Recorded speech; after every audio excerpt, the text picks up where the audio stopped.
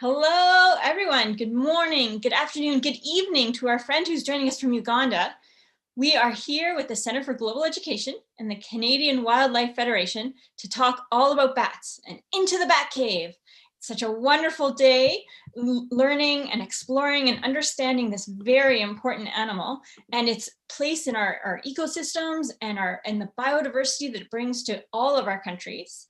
I'm very excited to introduce our speaker, Dr. James Paget. He's going to go by James today, so it's a little bit more informal for our Halloween adventure. While we were getting ready in the room here, we have friends who are joining us online on our live stream and on YouTube. So welcome to you guys there and welcome to everyone here in our room. We're gonna have lots of time for questions. But as I was getting people ready in the room here, we had a question that we were seeing who could get closest to the answer. And it was, how many insects can a bat eat in a single night? Now, I got this from the Canadian Wildlife Federation's website. So James, you should know the answer because this is one of your amazing facts from your website. So we have guesses of 40, we have guesses of 1,000. We had, I think, 10,000 million 100 was one of the numbers. I mean, we got a lot of guesses here. So what is the answer? How many insects can a bat eat in a night? So there's a lot of good guesses and some really well-informed ones. And it really depends. We were some people coming in from around the world. So in some places, bats don't eat insects at all. But the places where they do, someone was saying that they can eat about 1,000 insects an hour. So that's pretty much it. So it really depends on how much time they fly around and how much time they have to go and catch insects. But yeah, it's about 1,000 insects an hour. And a female bat especially eats a bit more than the males especially when they're pregnant and needing to have extra energy. So they can eat about their whole body weight in a single night. So imagine that for your kids, if you're like, I don't know, 50 pounds, imagine eating 50 pounds of food for supper. That would be a ton. I think they're going to try to eat 50 pounds of chocolate tomorrow after trick-or-treating, or at least that's what my goal is. That's a safe goal, I think. Well, I want to welcome everyone who's joining us. Such great guesses. I can't wait to learn more about bats. I want to start by saying that I'd like to acknowledge that I'm joining today on Treaty 6 territory. This is the traditional meeting grounds, gathering place, and traveling route of the Cree, Saulteaux, Blackfoot, Métis, Dene, Nakota Sioux, and I acknowledge all the many First Nations, Métis, and Inuit whose footsteps have marked these lands for centuries. And I think it's important as a process of our reconciliation in Canada to do our land acknowledgement and to think of all the ways that we know. So we're learning from James who's a scientist, but we can learn from storytelling. We can learn from all different knowledges about how bats are important to our lives and our ecosystems and the world around us. So thank you everyone for joining us. Oh, gonna have to stay muted. So I want to acknowledge that we have Muriel Martin here from St. Albert. Now, I know that Madame Slavin and Madame Serink's classes are joining us on YouTube today, so I wanted to send a special shout out to them. My son Braden is in one of their classes, and a special friend Maya is in Madame Serink's class. So welcome, Muriel Martin. We can't wait to hear your chat comments from you. We have Argyle Center, we have Our Lady of the Rosary School here. We have wonderful schools from Kelowna and Mill Pond and all over. We also have a special friend, Saul, who's supposed to join us today from Argyle Center, but he's in the hospital right now. And so I wanted to send a special shout out to Saul. I know you're watching us on YouTube, and I hope you're gonna be better soon.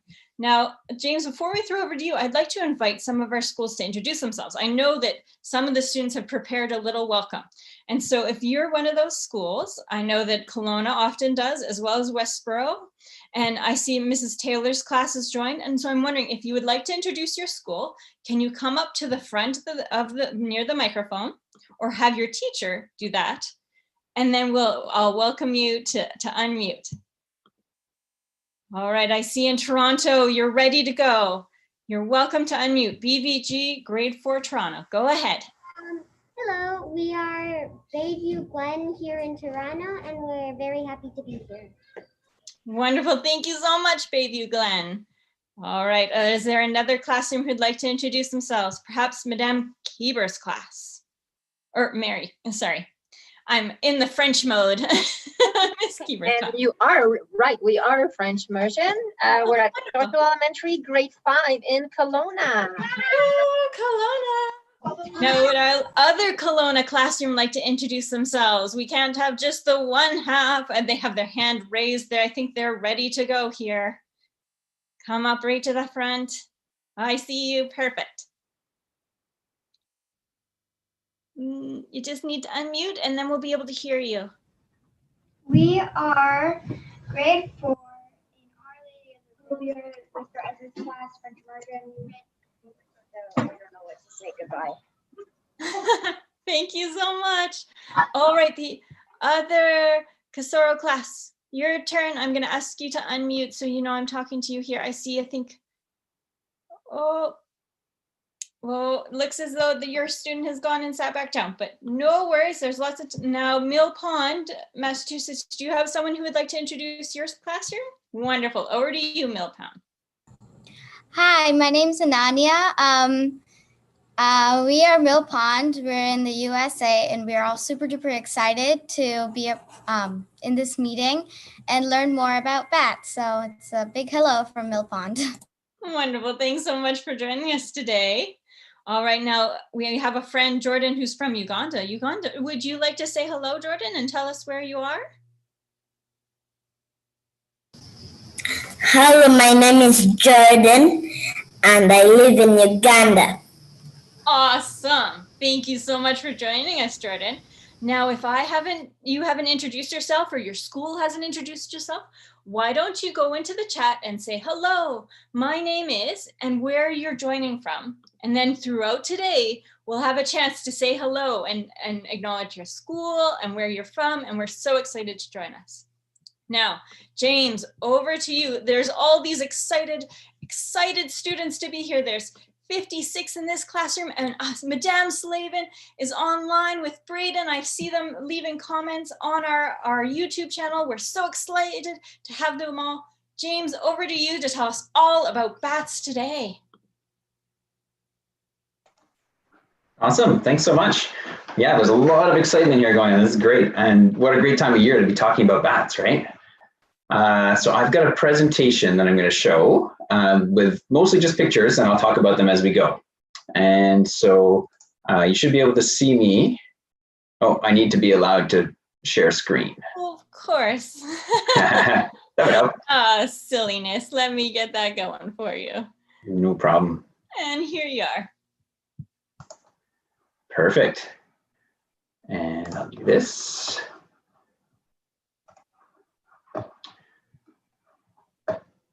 And so everybody should be able to see that, right? Awesome. Yes, I So, can see. Perfect. Great. So I'm going to talk about bats mostly around Canada because that's where I'm from. Most of what I know about bats is in Canada, but I do know a little bit about bats around the world. So if you have questions about other bat species and different things about bats around the world, then feel free to ask away too if I don't talk about it here. Now, we had this discussion about at the beginning before we kind of launched officially of how many insects can bats eat. And I did mention that some bats don't even eat insects because there's so many different kinds of bats that some eat fruits even and seeds, and some are pollinators. So that's really cool. So bats do a whole bunch of different things around the world. I can't see everybody's video. I see a few videos. I wanted to ask first, and you can put up your hand if what you think about this, is how many of you think bats are scary? Go through the video and see what people think. Yeah. How many think bats are mysterious? Yeah. Cool. How many think bats are cool? Oh, a lot of you answered the same. Yes to all of those. That's pretty good. I like that. I think bats are pretty cool. And I'm going to tell you all about why in the next little while. So, as I said, there's bats all over the world. So this picture at the bottom shows where bats live across the whole world. So all the blues and reds and yellows are places where you find bats, and that's almost everywhere. And so there's so many different bats because they live all over the place. And we know right now there's about 1,300 different kinds of bats, so different species of bats. And there's actually been new ones been found even then. We think we know all of them, but we don't know everywhere there is around the whole world of what bats there actually are. But we know there's 1,300 at least, and probably a few more than that. And with that many different bats, there's a whole bunch of different kinds of bats. So this is called the bumblebee bat. And it's called a bumblebee bat because it's small. It's about the size of a bumblebee. So that's a full-grown adult bat in somebody's hand. So it's the size of their thumb, basically. So that's a full-size adult. And then we have some of the biggest bats in the world. This one is a flying fox. And this bat is in more the South Asia and Uganda probably areas as well. This bat with the wide width of its wings, if you put it sideways, would be as tall as your teacher. 6 feet sometimes. So that's huge. We have some bats, as I said, that are eat fruits, that are pollinators. And we have bats around the world that eat insects. Now, why are they so different? Well, it's because there's bats in so many different places. They have what's called a niche. So they kind of do a job, right? They need to get food, they need to sleep, they need to have shelter. So all of those things, and depending on where they are in the world, those things are a bit different. So these bats have evolved to be specialists. They can live in certain areas and not others because they do certain things. So in some places, bats are pollinators. So they'll actually go from flower to flower the same way bees might, and they drink the nectar, and in doing that, they pollinate. Some bats eat fruits, and so like birds, when they eat the fruit, they eat the seed, and they spread the seeds around as seed dispersers, we call them. And then there are other bats, and these are the ones I'm going to talk about a little bit more in detail, are insect-eating bats. So as we talked about at the beginning too, they're called insectivores. That's something that eats insects. And we can call these nature's pesticides. So as we talk about mosquitoes that we maybe don't want, instead of spraying for them, we can have a bunch of bats around and they'll eat the mosquitoes for us and eat the bugs for us. So in North America in general, and specifically for sure in Canada, all of our bats are insectivore bats. They only eat insects in Canada and most of North America. And the way they do this is something that's super cool. So this is one of the neatest things I think about bats. Well, in Canada, especially, there's 19 different species. Remember I said there's 1,300 around the whole world? There's only 19 in Canada and about 30 to 40 in the United States. But what I find really cool about these is they can eat insects without even having to see them.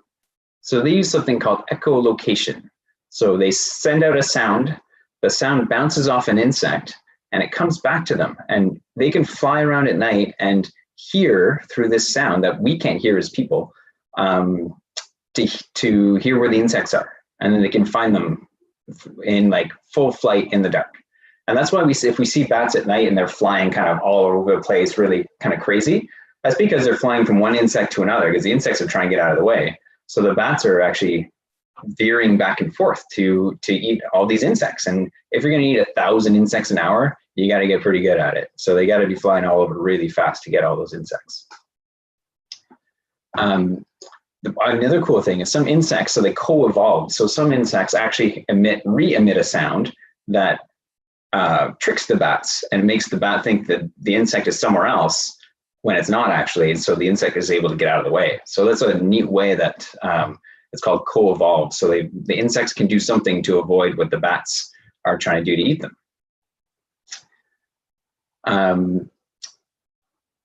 In Canada, I'm going to go, this video is going to play here. There we go.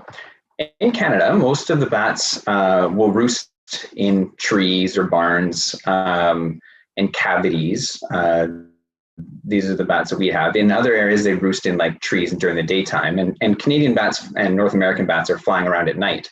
Some of those other ones that I was talking about, like the flying foxes, those actually fly around during the day. They have big eyes, they can see really well.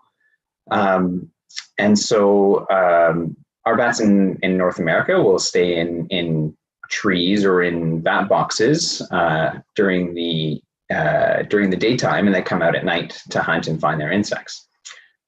Some bats as well will fly over the winter. Most of our bats will hibernate in caves, as we just saw that video of bats kind of leaving the cage and the cave and then roosting in there. So when it gets too cold in North America, bats will leave their normal roost sites in the summertime, and they go to these cave sites in the winter. And they go down in the caves and they hibernate. So their body temperatures get really cold, and they just stay put for most of the winter. Now, some other bats will actually fly south a little bit, kind of the way birds do. They migrate. So they'll leave Canada and the colder climates, and they fly a little bit south where it's a bit warmer, and they can stay there for the winter, the same way birds would fly south for the winter. It's not as far as birds typically go. Bats don't fly quite as far, but it can be hundreds of kilometers still for some bats to fly south for their migration. And now here's where I think the scariest part comes about bats. When bats go into their caves, they can get a disease. This is scary to me because it's scary for the bats. I don't find bats scary. I find the risk of losing all our bats in Canada and North America, that scares me a lot. So there's a disease that now exists that's called white nose syndrome. When bats go back to their caves in the wintertime, they all huddle together because they got to stay a little bit warm. They can't freeze entirely. So they huddle together. And when they get close, we know a lot about disease these days. And what happens when we get close, when there's a virus around, is it gets spread from one bat to the other. And now what happens when it gets spread from one bat to the other, all these bats are now infected with this white nose syndrome. And we can call it that because, as we can see in the pictures, the bats end up with a white nose. It also gets on their wings. And it's a fungus. It's like a mushroom that grows on their nose and their wings. But what happens is that it wakes them up in the wintertime. And if we know about hibernation, the animal needs to stay asleep in the winter so it preserves its food stores, right? So if it wakes up in the winter, there aren't any insects flying around in the wintertime. So these bats wake up, they have nothing to eat. They also don't have much to drink, so they end up dehydrating. So they don't have enough water, they don't have enough food, and a lot of them end up dying, which is really sad. So in North America, they think between 5 and 6 million bats have died because of this disease. And that's a lot of our bat population. And now we think if all those bats are eating insects for us, how many more insects do we have flying around now? And another thing with this disease now is it's new to our North American bats. This fungus, it existed, we think it was brought from Europe by mistake, by people who were exploring caves in Europe, and they were checking them out. And then they came back to North America, and they think it was somewhere in New York State, where the cavers came and they checked out a cave in New York. And now they brought this spores of the fungus, so these little bits of the fungus that got into the caves here, and then those reproduced. But our bats here have never had this before. So they're not used to this kind of a fungus and this kind of disease, so they can't cope with it. Whereas we have some of the same bats exist in Europe where the disease was originally, and those same bats, same species, seem to be okay.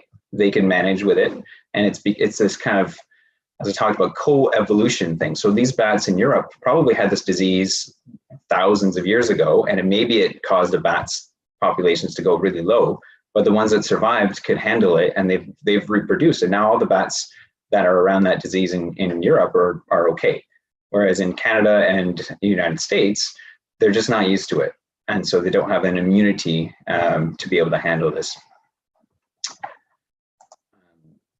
And so there are several bats in Canada and the US that are considered endangered now, meaning if nothing is done and we can't help them, we might lose them entirely and not have those kinds of bats around anymore. And scientists are looking for a treatment, so kind of like a vaccine, but this would be more of a spray or a fungicide that could be put on the bats or the caves to help treat this disease. But we're not quite there yet because it's pretty tricky, because there's some good beneficial bacteria as well, right? So like, probably a lot of you have heard that there's some bacteria, like things that are in our stomachs, that are good for us. And if we treat all the fungus and the bacteria in a cave, then we might hurt the good ones too. And there's such a delicate balance that we don't know what those effects are going to be. So we got to be really sure before we do any treatment that it's going to work and it's not going to do more harm than good. So now with that, you guys and girls are all bat experts now. So we've heard a lot about bats, how they how they feed, how they eat, how they fly, and where they stay. I've got a few questions. And again, we can just lift up your hand, and I'm going to ask you some true or false. So what I want you to do is just lift up your hand if you think it's true. So if all these things I next say, if you think it's true, you can put your hand up. So we'll start with this one. Bats are blind. Anybody think that's true? We have lots of raised hands in Kelowna. Yeah. Lots of raised. Oh, we got a big thumbs down though. So I mean, there's some contention here. Yeah, this is great. It's a good survey. So I talked about the fruit bats, right? Those big flying foxes, those have big eyes and they can see really well. Actually, I didn't mention that the bats in Canada that use echolocation, they actually also see, but they can't see in the dark, right? Like a lot of us, they can't see in the dark. So they use echolocation to find the insects as they fly around. So bats, even the ones in Canada that fly around at night and use echolocation, they can still see. And they can use their sight, especially when it's not super dark, to fly around and find their roost sites in the trees where they want to stay. Okay, I'm going to try next one. Bats will fly into people's hair. That's a big one we hear about and people get scared about, eh? Does anybody think that's true? Oh, yep. Oh, I see some thumbs down. Oh, yeah. Some thumbs up, some thumbs down. Okay, so that one is also not true. There are some reports that it has happened. So I shouldn't say it's not entirely not true. It has happened sometimes. We hear about those and everybody, maybe it happens once and everybody's like, oh my goodness, bats are gonna fly into our hair. So to dispel this, to look at this, actually, researchers did something pretty cool. They put bats in a room. So these were domestic bats that were from a zoo or somewhere that weren't caught in the wild. They put them in a room and they hung all these strings from the ceiling and they let the bats go. And they found out that bats can actually fly around just a single string and not touch any of them. And so we know that bats are really that good at flying that they can actually miss a string just hung from the ceiling in the room. So the chances of them flying into people's hair, they have a pretty good sense of direction. So they're probably not going to do that. The other thing, what they're probably doing is they're flying around close to people's heads. And I think that's the fear. What they're probably doing is they're probably eating the insects that are trying to bite at us. So they're flying close to people to eat all those mosquitoes for us. And I got two last ones. And I talked about this earlier on. Bats are vampires and can suck people's blood. Who thinks that's true? No, lots of thumbs downs. Oh, yeah. Yeah. Okay. And we were talking earlier that, vampires don't exist, although I might see a few in the photos at the classrooms here. I see a few vampires hanging around. So yeah, only one time of year do vampires really exist, and that's right now around Halloween, and that's all you kids dressing up. So no, real vampires don't exist. Vampire bats do exist, though. In the southern part of the United States in particular, there's two species, I think maybe three, of vampire bats, but they don't suck people's blood. It's super rare that they would ever be around a person for that. What they do, and they don't really kind of bite and suck blood through their fangs. What these bats do, and they're not big bats. They're they're kind of the size of a chickadee type thing. They would land on the back of cattle or cows or horses that are out in a field, and they're sleeping out in the field, and they land on the backs. Actually, they take a small bite. They have very sharp teeth. They don't have big teeth. They're just really sharp, and they take a small little bite, and it causes a little bit of bleeding, and then the bat just licks up the blood that comes out, and that's what they feed on. Instead of insects or fruits, those bats do eat blood.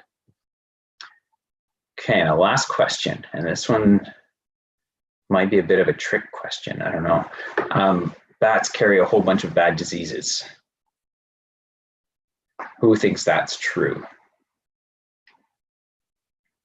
Okay, I'm not seeing too many hands. Oh yeah, there's some hands up, yeah. So that's a bit of a trick, because remember we just talked about white nose syndrome, right? So that's a disease that bats do carry, but it's a problem for bats. It's not really a problem for people. But I mean, bats, like any wild animal, can carry diseases. I know there's a lot of talk about bats and rabies. Rabies is a really bad thing for people to get. It's something that bats can have, but it's also something that any other wild animal can have too. what's really interesting about bats is they have a really good immune system, meaning that when they get a disease, they can fight it off usually really well. The other thing we're hearing a lot recently about bats is with the coronavirus, right? And so that's something we hear about with bats and diseases. And thinking was that the coronavirus, COVID-19, originally came from a bat. Now, our biggest fear right now, especially in North America, isn't the bats giving us diseases. It's actually us giving bats COVID-19. We're really concerned about that because our North American bats do not have it. It didn't come from our bats in North America, and they're very different compared to where they did come from. They think it came from a species of bat, the horseshoe bat in China, in Asia, and passed. It didn't even go straight to people. It couldn't do that. It had to go to a different animal first, and then the virus changed a little bit in that animal, and then it got into humans. So our concern right now is if we give bats in North America or any other part of the world, if people now give a disease to the bat, that it can cause real problems for these bats, especially when we're thinking that these North American bats are already in decline. They're already not doing really well because of white nose syndrome, which is disease. If we add another disease like COVID-19 to these bats, it could be extremely bad for them in an already bad situation. Now, not only do they have white nose syndrome as a big difficulty and something that's causing a lot of population declines of bats to have fewer bats around, there are other threats.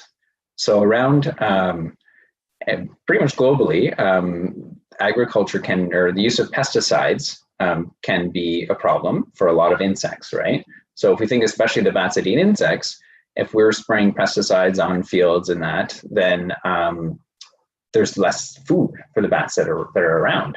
And even if it doesn't kill all the insects, it's contaminating the ones that are left. So some of the pesticides are getting into the insects, even if it doesn't kill them, and then bats eat those, and then it could be bad and make the bat sick. So that's one threat, one problem, additional problem that bats face. There's also in the background of this picture, you see those wind turbines?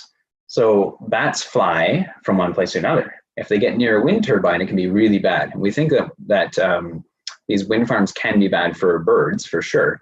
But in Canada, at least, I know where some of the research is done, in some parts of Canada, it's actually worse for bats than it is for birds even. And bats don't even need to go and fly into these propellers. The blood vessels of bats are a bit different from birds. They're not quite as strong. And so they get in close to these, and the pressure change because of the spinning of the blades will actually cause the internal bleeding of the bats. And they don't even have to hit the turbine blades to get killed by this. You have to just get close enough to them.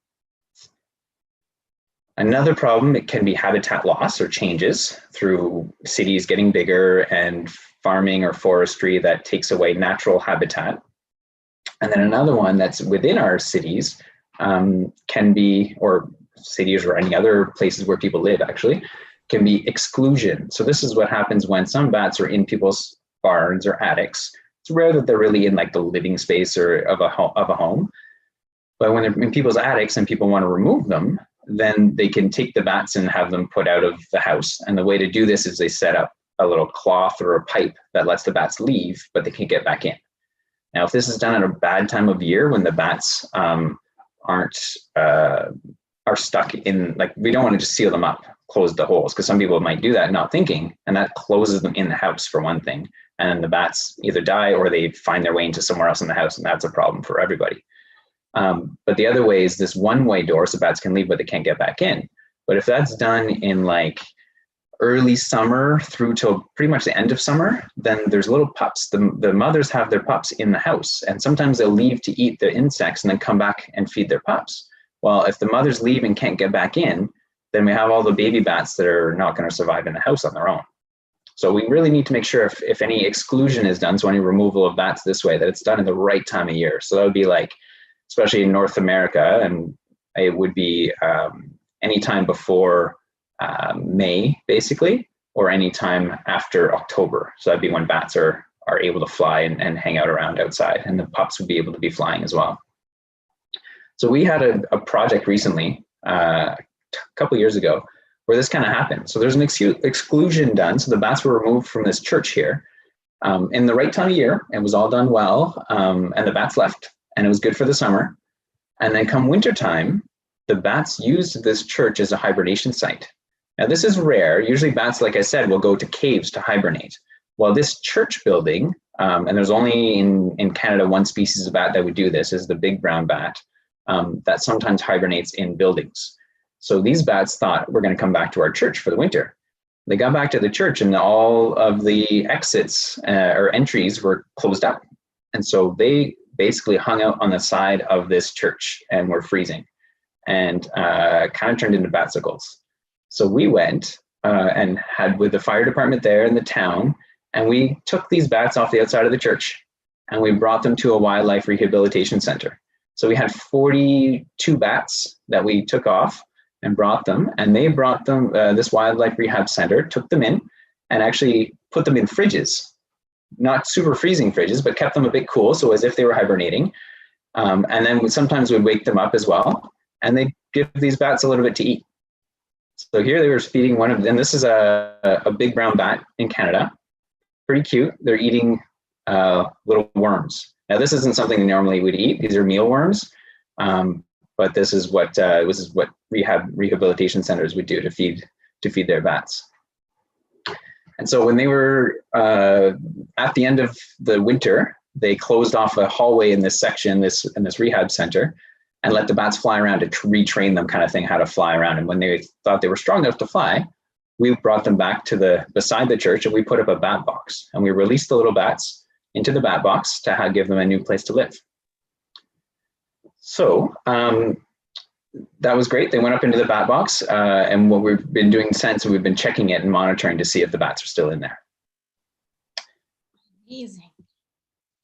So there's a few things that so this kind of brings me to what can we all do? What can we think about doing for helping bats? One thing we can do is consider a bat box. We're still actually looking at the best designs and how to make these bat boxes work the best for bats, because they're not all the same and they're not all great. Some of them won't be used and some of them don't have the right temperatures.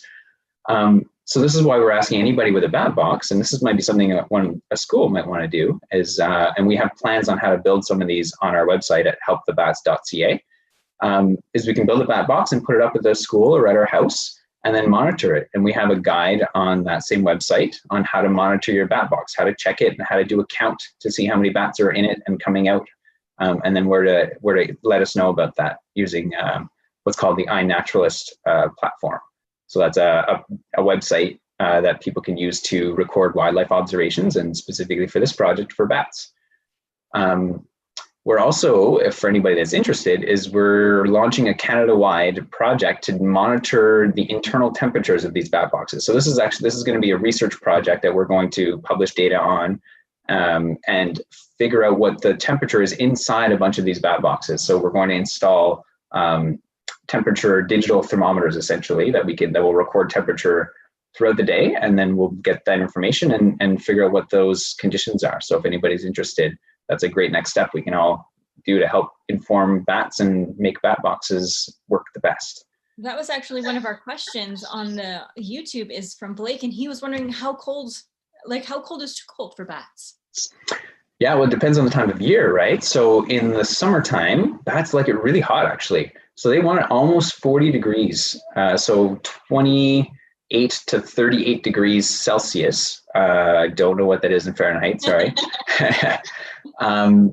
That's the temperature that bats would like to be in the summertime. So like it pretty warm. The concern is in some of the hottest places of Canada, especially, but and also definitely the United States, where it's too hot. We're worried that it might be too hot for bats. So that's what part of this research is going to do, is to find out, does it get too hot for them? But then in the wintertime, they need to be still a bit above freezing. They'll go to the caves and they'll go like deep down in the caves where it doesn't fully freeze. So they can be at 5 degrees Celsius kind of thing, where they stay pretty cool. So Madame Slavin's class is saying that they have bat boxes at their school at Muriel Martin in St. Albert. But it gets like minus 30 sometimes here, and that's not too cold for the bats. Oh, right. So a bat won't stay there in the wintertime. Okay. So the bat boxes are summer roosts. So they would go there in the summertime. And all the bats that use bat boxes are ones that would hibernate in caves. So about this time of year, and I've got a bat box here in at my house, and we had one in it just recently. So there was still one in now, but about this time of year, they'll start leaving to go to their cave sites.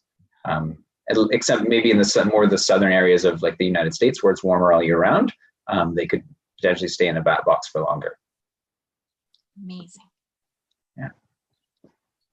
Yeah. So something else we can all do is, well, I think this was in some of the resources as well, is that we have some resources on helpthebats.ca, but also just tell your friends, talk about bats and tell them about some of the cool stuff that bats can do, like eating insects and flying at night without being able to see and all that stuff. So we have some of the less of the mystery and less scariness around bats. And I talked about pesticides in farms and stuff like that, but we can all not use pesticides on our own properties in our own flower gardens to make sure we have some food for the bats, and the food that they have isn't contaminated by pesticides. And we can leave some wildlife habitat, you know, even in a schoolyard or our own little small properties, even if we're in the city. If there's places that are like dead trees that can provide cavities, this one's being used by a squirrel, but some of these cavities, a little hole in a tree like that, could be used by a bat to stay in during the day. And that's good for all wildlife too. It's not just relative to bats. A lot of these things are actually.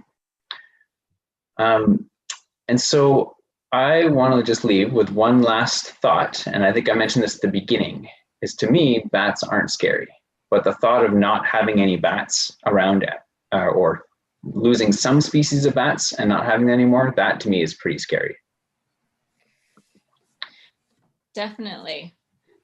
Oh my goodness, James, thank you so much for all that information. I learned so much today about bats, but I already have a list of 15 questions off of YouTube. These kids are just so full of questions, and it's great. Amazing. So as we get dogs go well. So Jason's going to start us off. Maybe, James, if you can stop sharing your screen so we can see you and we'll be able to see everyone better. And then Jason, just 1 second, and I'll get you to re-ask your question as soon as James is ready to go here. Okay, over to you, Jason. Do bats and dogs go well together? Do they get along, bats and dogs? Mm-hmm. Like do dogs fear bats maybe? Good question, Jason, thanks. Yeah, that's a good question. Bats are wild animals, right? So they like most wild animals won't really want to come hang out with anything that they don't know. Like they're not going to come fly around people. They probably won't go and bother a dog. So yeah, I mean, we're also thinking about, you know, as I mentioned, diseases and that. I mean, you wouldn't want your dog to be playing around with a raccoon either.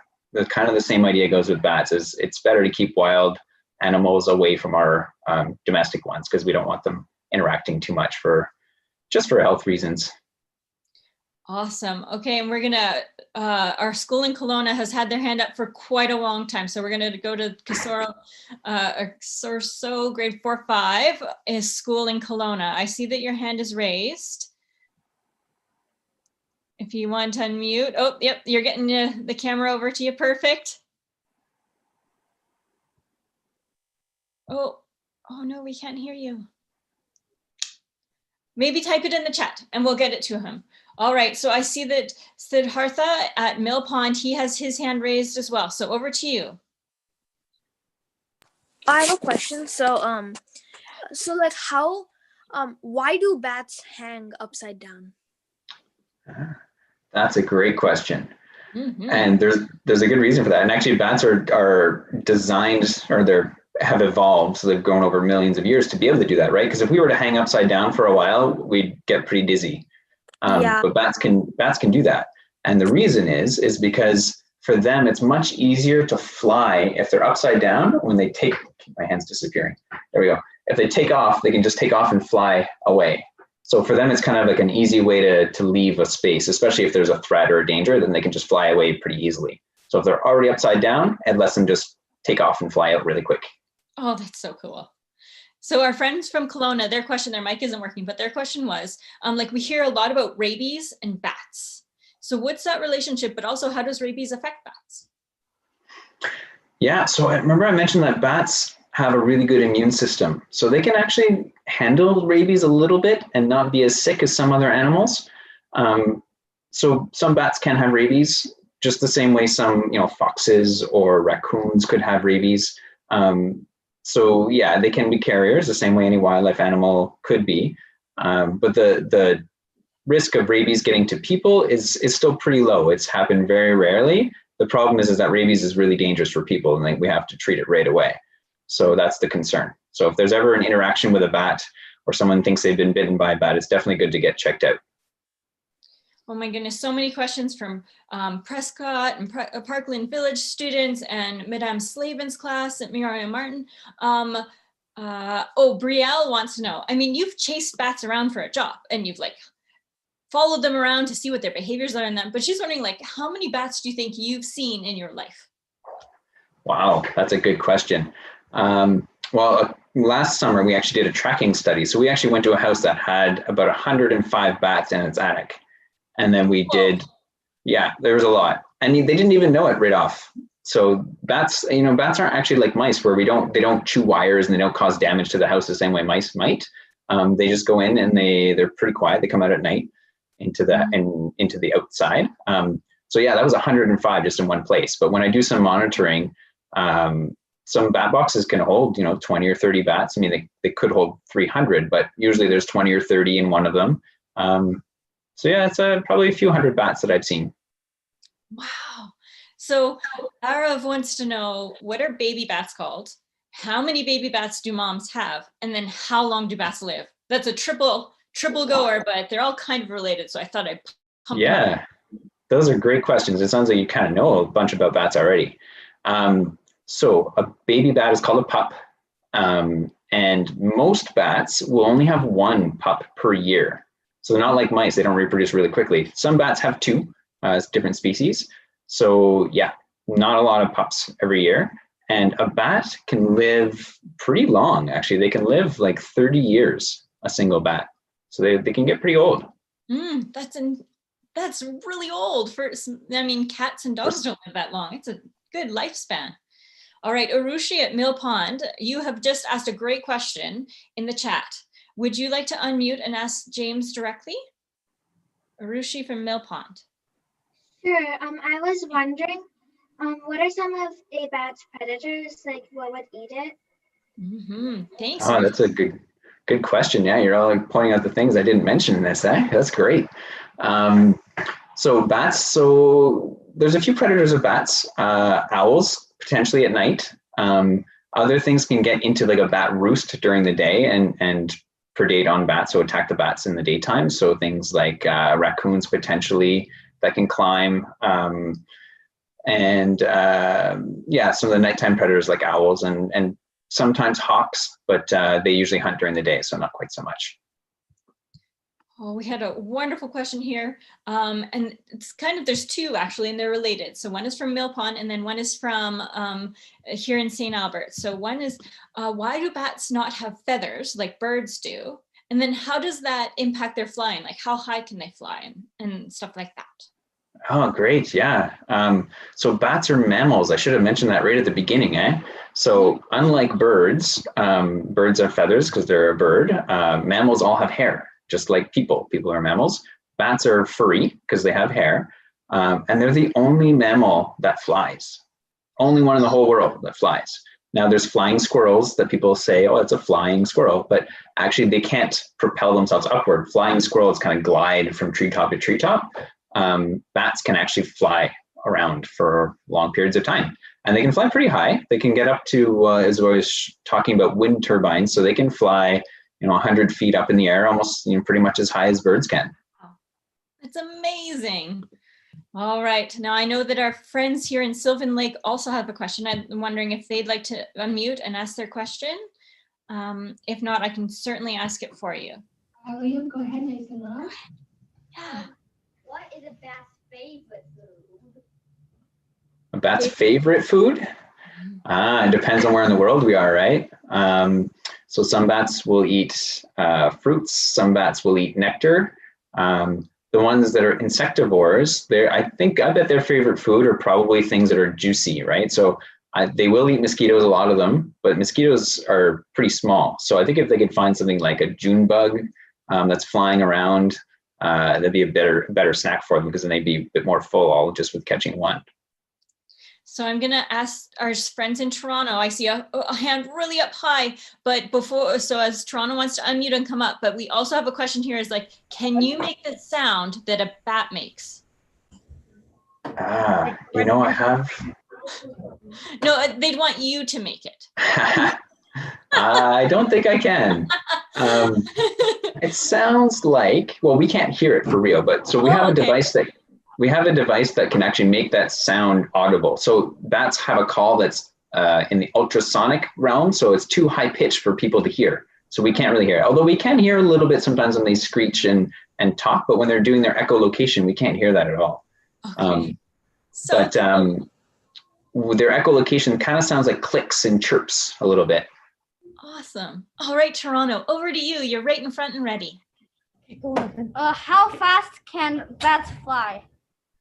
Oh, good question. I think it depends on this. It definitely depends on the species. And I feel like I've read somewhere that there was a species, I think in the United States, but I don't know as well about those ones that are like super fast, like one of the fastest flyers out there. It was like 100 kilometers an hour or more. But in general, they fly kind of like birds would, but every bird flies different speeds too. Amazing. Now, Nadia has been very patient. I saw her brother just flick down her hand because he was like, enough, Nadia. It's not your turn yet. But Nadia, if you'd like to unmute, I see that you had a question for our speaker. Go ahead. So why are bats nocturnal? Yeah, that's a good question, Nadia. So I was talking that bats eat insects, and they eat insects that fly at night. But why do they only eat insects that fly at night? Was it because they grew up to only eat the insects at night, or because they started flying at night already and then the insects were there? So it's kind of probably a question of that coevolution. So each bats, especially the ones in North America, they're just taking advantage of a time of day, I guess, when there's more food available for them. So there's more insects that fly around at night. But then there are some areas of the world that bats eat during the day, like the fruit bats, and they sleep at night the way we do. All right. So Ananya at Mill Pond, I see you've got your hood up and your pink. You're awesome. Over to you. So I had a question, like, you mentioned the white nose disease. So how do bats like fight off the white nose disease after they wake up?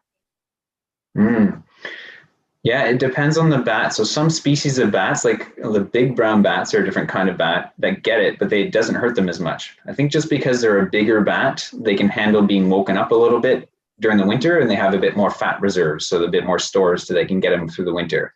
But the little brown bat, which is not much smaller, but just enough that when it wakes up, it doesn't have enough food left in its belly or in its fat reserves to survive.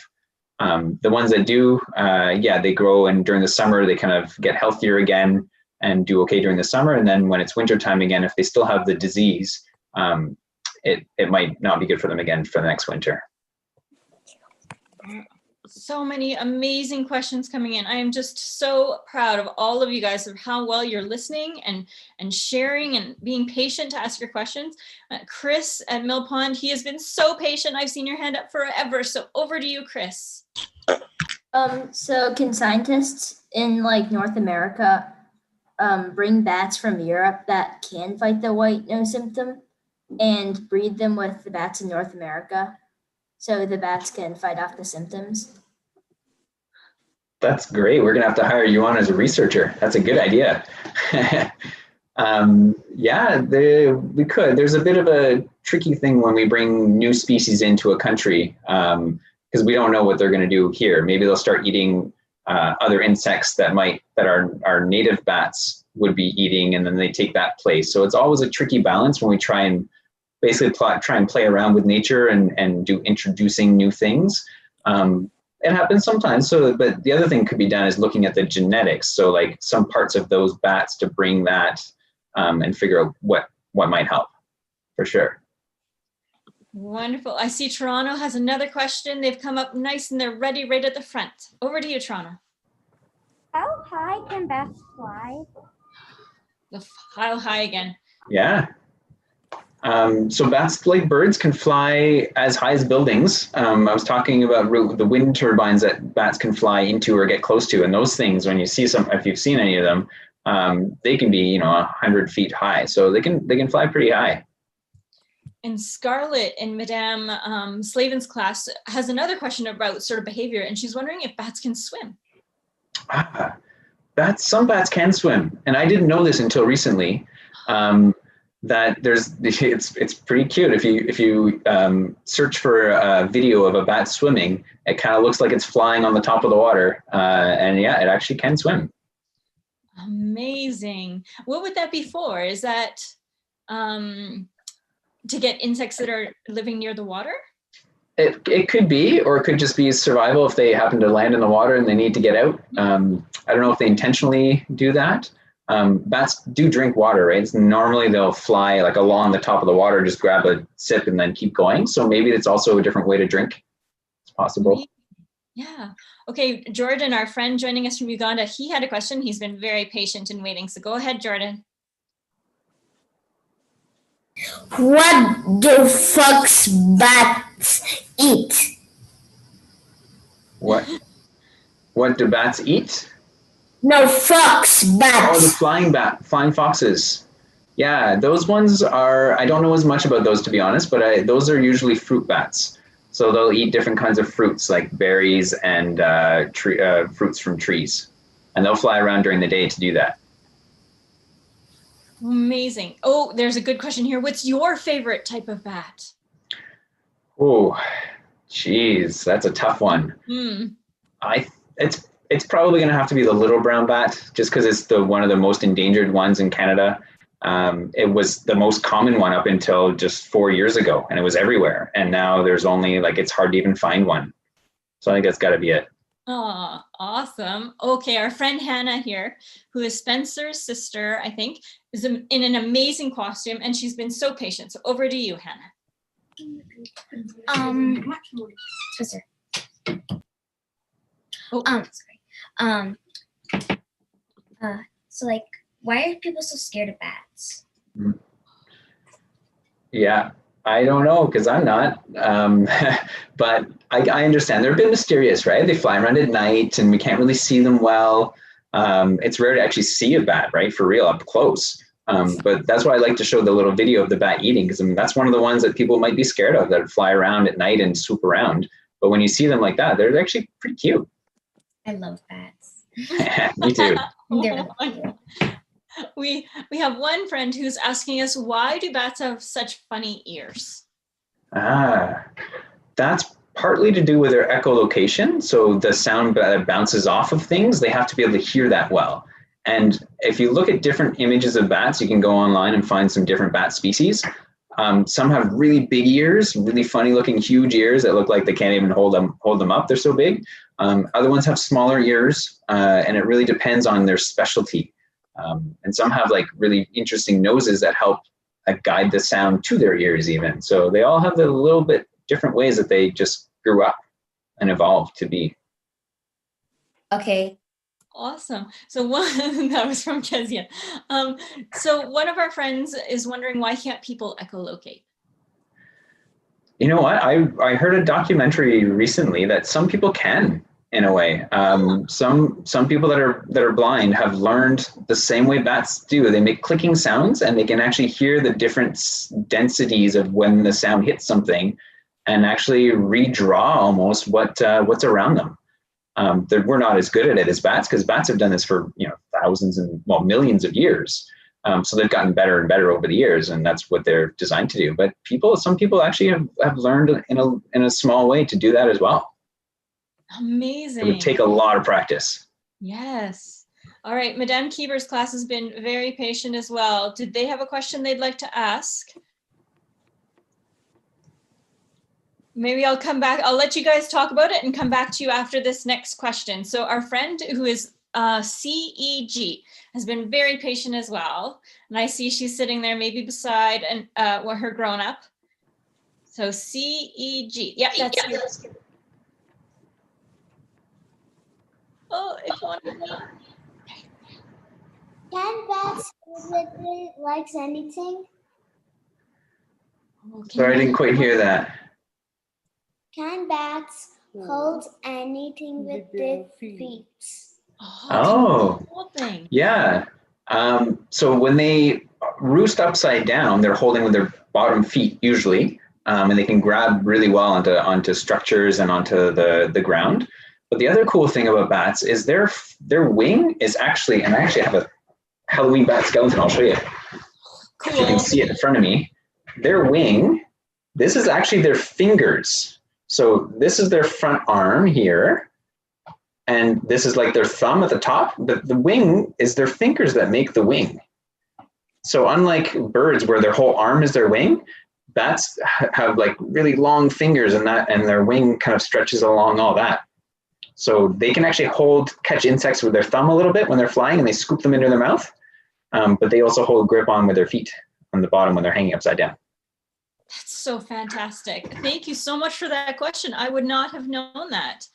All right, now Nadia's brother has a question. They waited so patiently and now he's gonna ask one this time. So go ahead. Can someone that's not blind echolocate? I guess probably.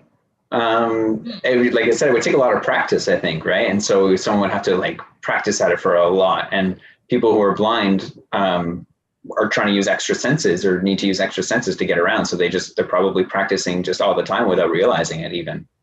Yeah, sometimes I close my eyes and then I feel like I can see stuff. I've been in this house a long time, so I feel like that's great. Thanks so much. Okay, so Madame Kieber's class is ready to ask their question. And I know they typed it, but if you'd like to unmute and ask it yourself, that'd be wonderful as well. Okay, I have Ava here that's wondering, how old does a female bat have to be able to have pups? Oh, that's a good question. I honestly don't know exactly. I think it depends on the species. I know within 2 or 3 years, with about 2 or 3 years old, they can start being considered mature anyway. Yeah. Amazing. So we have questions from Isaac and Scarlett, Angelica, and St. Albert, and Arav and Lily and Blake, and joining us from Parkland Village, and Siddhartha and Sunad, and so many children have questions for you, but we're at the last minute of our time together today. And so if they wanted to find out more about bats, are there videos they can watch? Where should they go to have their questions answered? Because we can't get to all the amazing questions today. What should they do, James? Yep. Yeah, well, you can check out helpthebats.ca. That's more about Canadian bats. And there's also, if you look up Hinterland Who's Who, hww.ca, there's a whole bunch of information on bats, and that is also kind of more North America as well, beyond just Canada, but also a whole bunch of other species. And there's some videos there you can check out that'll give you a whole bunch of information on bats. So hww.ca and helpthebats.ca. And if they wanted to, this is our last thing, if they want to do one thing today to help bats, what could they do? Oh, the best thing, I think if you talk to your friends and your parents and convince them that bats aren't scary and that they need our help, that's the best we can do. Perfect. Well, thank you, James. That's wonderful advice for all these students to go home after this amazing conversation and be like, let's talk about bats. I once built a bat. Okay, so thank you everyone for joining us today. We had a wonderful conversation. I wish you all the happiest of Halloweens. Goodbye to our friends in St. Albert, in Kelowna, in Toronto, in Uganda, in Massachusetts, all over this wonderful North America, South America, all over the world who have joined us today for this conversation. Have an excellent Halloween. Thank you, James, for an amazing presentation, and we hope to see you all again soon. Thank you, everyone. Thank you, everybody. Thank you. Bye. Bye. Thank you. Bye. Bye. Bye. Thank you.